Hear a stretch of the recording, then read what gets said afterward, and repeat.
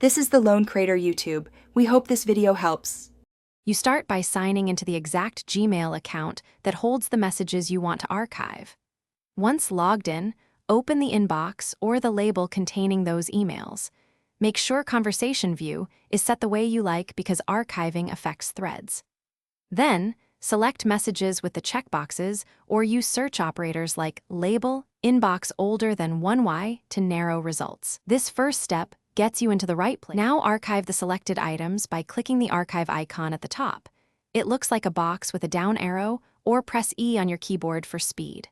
Once done, the messages will disappear from your inbox but are not deleted. They live in all mail and show up in searches. If you need folder-like sorting, apply labels before archiving so you can find messages quickly later.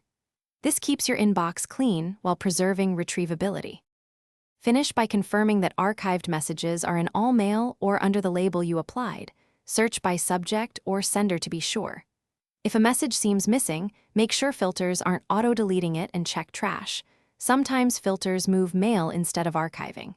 If you need it back in the inbox, select the message and click Move to Inbox, which removes the archive flag. This gives you a quick recovery path and prevents accidental loss.